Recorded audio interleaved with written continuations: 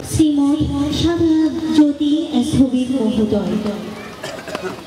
আচ্ছা এখানে শুনো, তোমার সন্তান উত্তর দেয় 15,535 টাকা। 15,535 দেখুনোর মঙ্গল কামনা করা শ্রদ্ধা দান দিনে। যাই হোক, হিলসাদিয়ান বৌদ্ধ বিহারে দানতন শুভপতি শিব দান সংঘ প্রদান পঞ্চদীয় শব্দালঙ্কার মহাদেব উদ্যোগর সংগ্রাম বৌদ্ধ বিহার রাঙ্গামাটি প্রধান অতিথি জনাব মেজবা উদ্দিন, মাননীয় জেলা প্রশাসক চট্টগ্রাম, প্রধান আলোচক পঞ্চদীয় সমুনালঙ্কার মহাদেব, পরিচালক পার্বত্য বৌদ্ধ মিশন খাগড়াছড়ি, প্রধান ধর্মদেশক পঞ্চদীয় ডক্টর জিনাবলী মহাদেব, অধ্যাপক চট্টগ্রাম বিশ্ববিদ্যালয়, বিশেষ অতিথি জনাব জিয়াউল হক সুমন, কাউন্সিলর 39 নং ওয়ার্ড চট্টগ্রাম সিটি কর্পোরেশন, বিশেষ অতিথি জনাব Abul Kalam, officer in charge CVGL Chittagong প্রমুখ, বিশেষ অতিথি জনাব Sarwar Kushtu, zone chairperson lion club প্রমুখ, শিলগুনি বিভূষিত উন্নত খণ্ডক্ষেত্র ভিক্ষু সংঘ সদর মতান উপাসক উপাসিকা মণ্ডলী। আমি সর্বপ্রথমে সেই অনুত্তরপূর্ণ সেই তথাগত সম্পদ সম্বন্ধকে বন্দনা জানিয়ে অনুত্তরপূর্ণ ক্ষেত্র ভিক্ষু সংঘকে শ্রদ্ধা নিবেদন করে এবং অতিথিবর্গে মূর্তিময় শুভেচ্ছা আপনাদের উদ্দেশ্যে আশীর্বাদ জানিয়ে আমি বেশি সময় দেব না, দু একটি কথা বলে আমার বক্তব্য সমাপ্ত করব, আমার উদ্বোধনী ভাষণ সমাপ্ত করব। যাই হোক, আপনারা জানেন হিলসাদিয়ান বৌদ্ধ বিহার 2008 সালে প্রতিষ্ঠিত হয়েছিল, যেটি এখনো ভাড়া বাসায় চালু রয়েছে।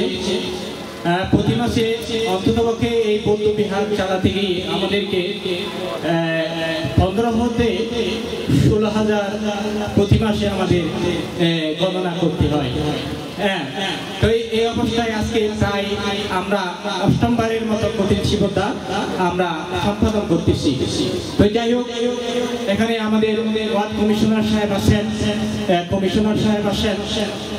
যে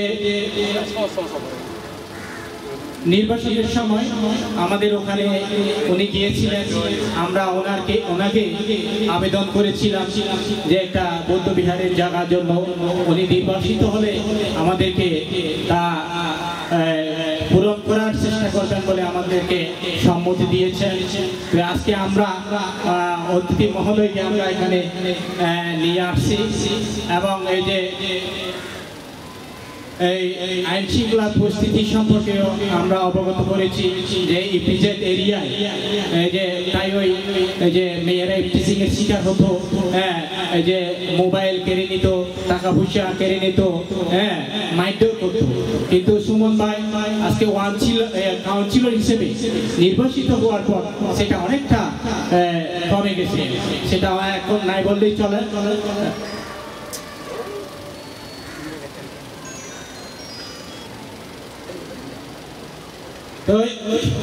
এখন বর্তমানে আইন শৃঙ্খলার দিক দিয়ে আমি একটা কথা বলবো, আমাদের আমিয়া ভবনের সামনে যে ভিতর দিয়ে যে রাস্তা আছে, ইদানিং দু একটা ঘটনা ওখানে ঘটছে যে কিছু কিছু মোবাইল কেড়ে নিচ্ছে, যে মেয়েদেরকে নানাভাবে টিচিং করছে। তো আমি এখানে সারোয়ার ভাই আছে এবং কাউন্সিলর মহোদয় আছেন, ওনারা একটু সেদিকে দৃষ্টি রাখবেন যাতে স্বাচ্ছন্দ্যে ওই রাস্তা দিয়ে আমাদের মা বোনেরা ভাই বোনেরা যাতে সুন্দরভাবে চলাফেরা করতে পারে।